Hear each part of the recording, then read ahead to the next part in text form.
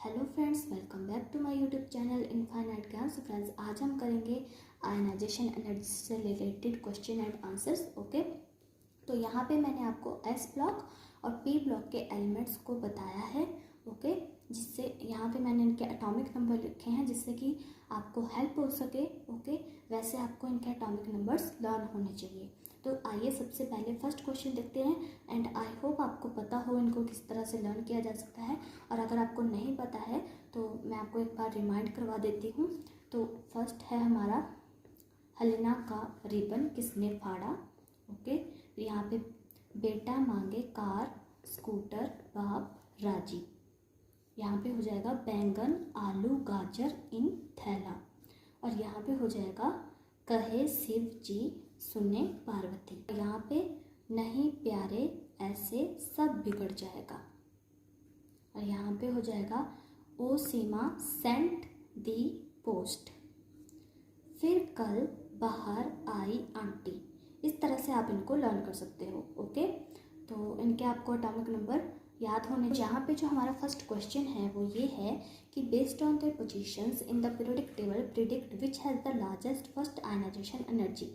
किसमें पूछी गई है? मैग्नीशियम, बेरियम, बोरोन, ऑक्सीजन और टेलोरियम में। तो अब मैंने यहाँ पे आपको एलिमेंट्स बताए हैं। ओके, तो आपको पता है कि डाउन द ग्रुप हमारा जो आयनाइजेशन एनर्जी है वो डिक्रीज होती है due to increase in atomic size, और लेफ्ट टू राइट पीरियड में इंक्रीज करती है due to increase in nuclear charge और decrease in atomic radius. Okay, वो मैंने आपको सब बताया है अपने प्रीवियस वीडियो में, आप वहाँ पे देख सकते हो। तो सबसे पहले हम क्या करेंगे, इनके एटॉमिक नंबर को लिखेंगे। ओके, इस तरह से आप देख सकते हो मैंने सभी का एटॉमिक नंबर लिख दिया है। तो सबसे पहले आप इसको इस तरह से आइडेंटिफाई कर लोगे कि किसके एटॉमिक किस तरह से पीरियोडिक टेबल में किस तरह से ये प्रेजेंट है और किसकी जो है आयनाइजेशन एनर्जी ज़्यादा है या कम, वो हम आगे देखेंगे। लेकिन पहले आपको थोड़ा बहुत आइडिया वैसे भी हो जाएगा। तो आप देख रहे हो कि यहाँ पे जो है, यहाँ पे हमारा मैग्नीशियम 12 नंबर पर है जबकि बेरियम 56 पर है। और हमें पता है down the group atomic size increase हो गया है, मतलब बेरियम की आयनाइजेशन एनर्जी कम है इन कंपेरिजन टू मैग्नीशियम।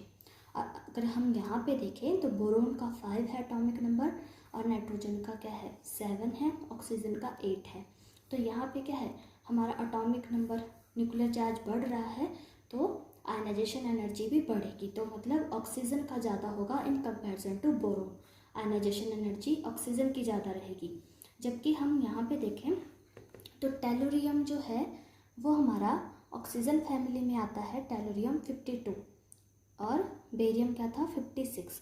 तो यहाँ पे ये 52 है। तो यहाँ पे थोड़ा बहुत कन्फ्यूज़न हो सकता है कि यहाँ पे भी और यहाँ पर भी कि मैग्नीशियम ज़्यादा होगा या ऑक्सीजन ज़्यादा होगा, या फिर यहाँ पे बेरियम और टेलोरियम में किसकी कम होगी, क्या होगा। ओके, तो इसके लिए हम क्या करेंगे, इनकी जो इलेक्ट्रॉनिक कॉन्फ़िगरेशन है वो लिखेंगे।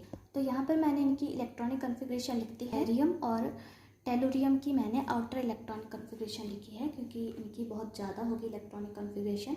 तो इस तरह से तो आप देख रहे हो, हमने पहले भी डिस्कस किया है कि हाफ फिल्ड और फुली फिल्ड जो होती है हमारा सब शेल, उसमें से इलेक्ट्रॉन को रिमूव करना बहुत टफ होता है। तो यहाँ पे 3s2 है, मतलब कि ये क्या है, फुली फिल्ड है, वैलेंस इलेक्ट्रॉन है। वैलेंस शेल से हम इलेक्ट्रॉन को रिमूव करेंगे। आउटर मोस्ट शेल है हमारी, तो हम आउटर मोस्ट शेल से ही इलेक्ट्रॉन्स को रिमूव करते हैं। तो यहाँ पे आप देख रहे हो कि यहाँ पे ये क्या है, फुल्ली फिल्ड है। Fully filled means more stable. तो स्टेबल ये क्या है, ज़्यादा है। तो इसमें से इलेक्ट्रॉन को निकालना टफ रहेगा। और यहाँ पे अगर हम देखें 6s2, यहाँ पे भी वही केस है। यहाँ पे भी ये क्या है, फुल्ली फिल्ड है। लेकिन हमने ऊपर देख लिया है कि बेरियम जो है इसका एटॉमिक नंबर ज़्यादा है इन कंपैरिजन टू मैग्नीशियम। इस वजह से इसका क्या रहेगा, इसका एटॉमिक साइज ज़्यादा रहेगा। एटॉमिक साइज ज़्यादा होने की वजह से इसकी ये जो आयनाइजेशन एनर्जी होगी वो डिक्रीज़ हो जाएगी, जबकि इसकी इंक्रीज़ होगी। ओके, और अब हम देखेंगे बोरोन के लिए, तो बोरोन में यहाँ पे क्या है, 1 इलेक्ट्रॉन है, तो 1 इलेक्ट्रॉन को रिमूव करना आउटरमोस्ट शेल से बहुत इजी होगा, इसलिए इसकी लोएस्ट आयनाइजेशन एनर्जी होगी। ओके, और यहाँ पे अगर हम देखें तो यहाँ पे भी ये ना ही हाफ फिल्ड है ना ही फुल फिल्ड है ऑक्सीजन, तो इसलिए इसकी जो आयनाइजेशन एनर्जी होगी वो भी क्या रहेगी, कम रहेगी, लेस एनर्जी रिक्वायर होगी हमें इसमें से इलेक्ट्रॉन को निकालने के लिए।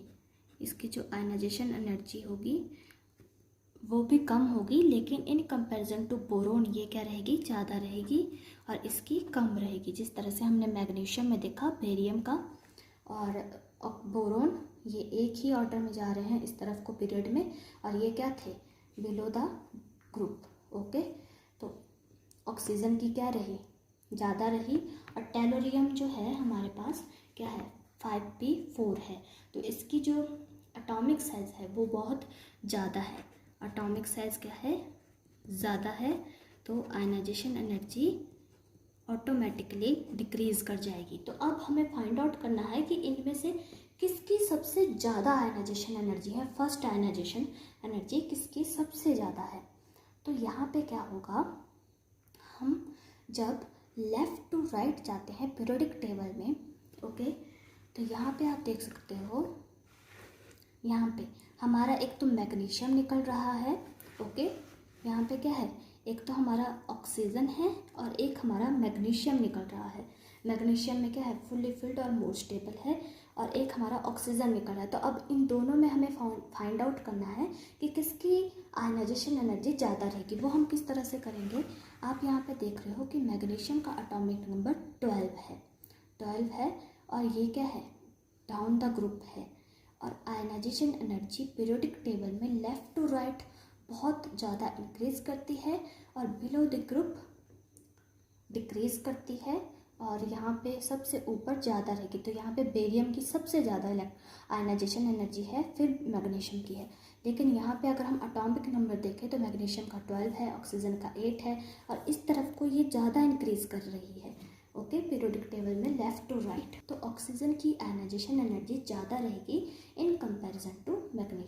Due to high nuclear charge on oxygen, हमारे पास क्या होगा, 8 जो हमारे प्रोटॉन्स हैं वो इलेक्ट्रॉन को अपनी तरफ अट्रैक्ट करेंगे, जिससे हमारा एटॉमिक रेडियस कम हो जाएगा और ऑक्सीजन की आयनाइजेशन एनर्जी ज़्यादा रहेगी in comparison to magnesium. Okay, तो यहाँ पे आपका आंसर क्या निकल के आया, oxygen has the largest first ionization energy.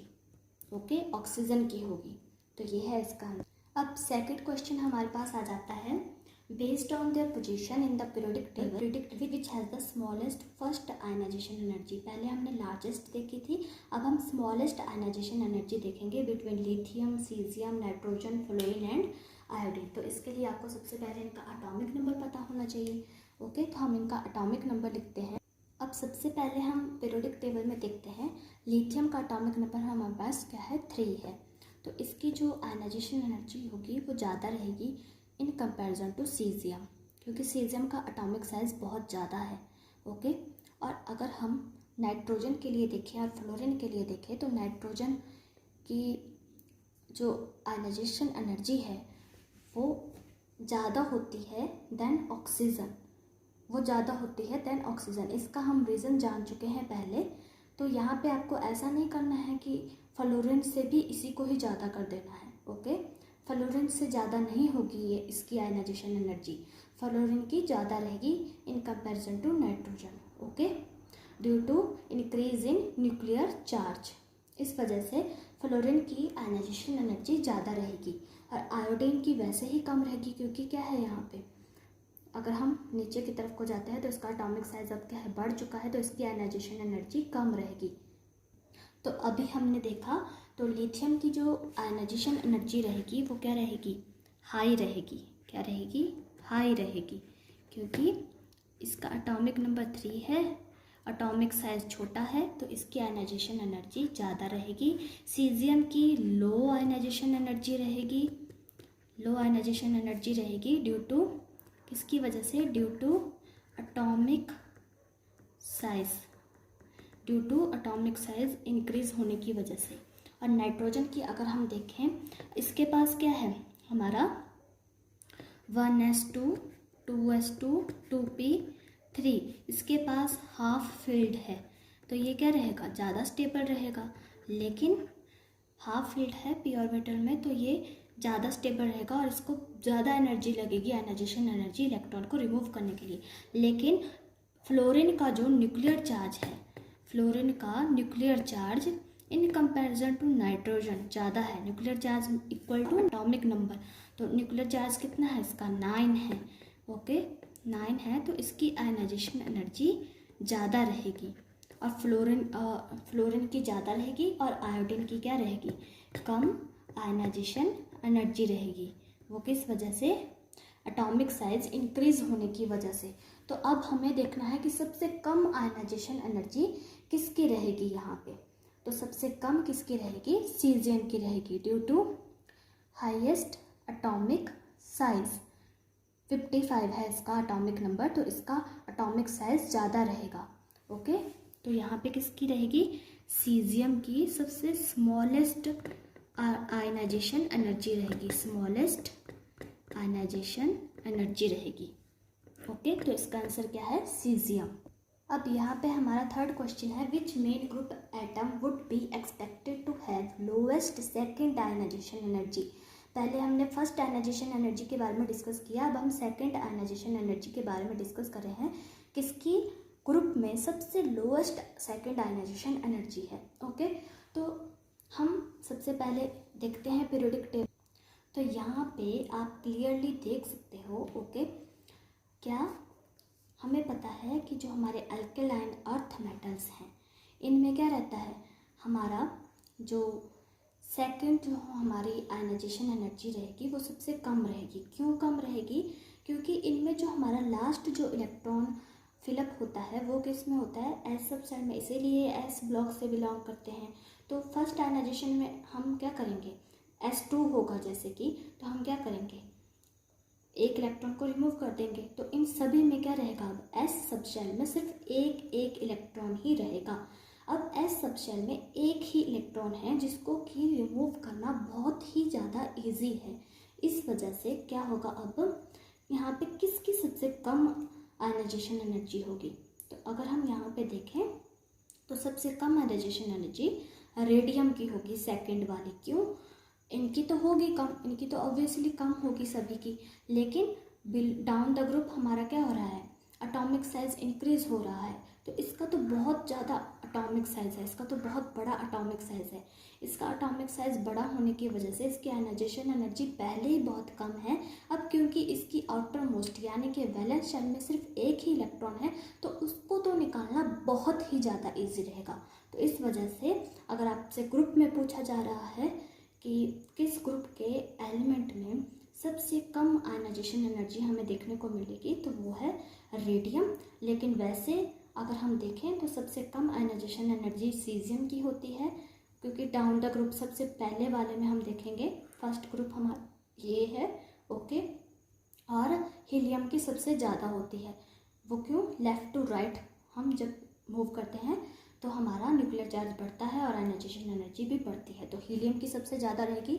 और क्योंकि ग्रुप में फर्स्ट ग्रुप की अगर हम बात करें तो सबसे ज़्यादा किसकी रहेगी, सीजियम की रहेगी। लेकिन यहाँ पे पूछा जा रहा है कि ग्रुप में सबसे कम कौन सा पर्टिकुलर ग्रुप है जिसमें सबसे कम रहेगी, तो वो है हमारा रेडियम, क्योंकि लास्ट में सिर्फ एक ही इलेक्ट्रॉन बचा है। इसका आंसर क्या होगा, हमारे पास रेडियम होगा। ओके, अब हमारा लास्ट क्वेश्चन है ये, based on their position in the periodic table rank the following atoms in order of increase first ionization energy।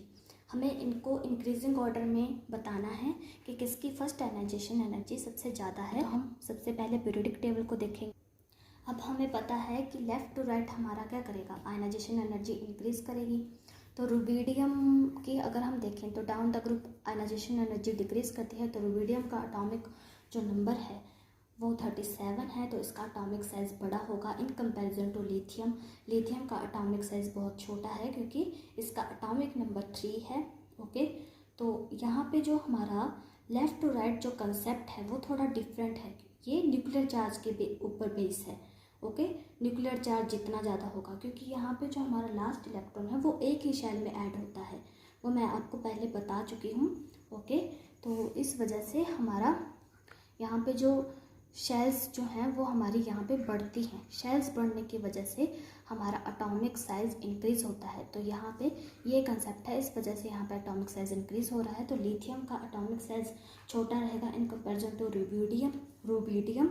Okay, rubidium ही है हमारे पास सबसे बड़ा एटॉमिक नंबर यहाँ पे 37। और हमें पूछा गया है किसके बीच में, फ्लोरीन और नाइट्रोजन के बीच में। वो हम पहले भी डिस्कस कर चुके हैं। तो नाइट्रोजन के कंपैरिजन में फ्लोरीन का ज़्यादा रहेगा, क्योंकि इसमें न्यूक्लियर चार्ज ज़्यादा है। तो सबसे ज़्यादा की अगर बात की जाए यहाँ पे आयनाइजेशन एनर्जी की, तो वो किसकी होगी, फ्लोरीन की होगी, due to increase in its nuclear charge.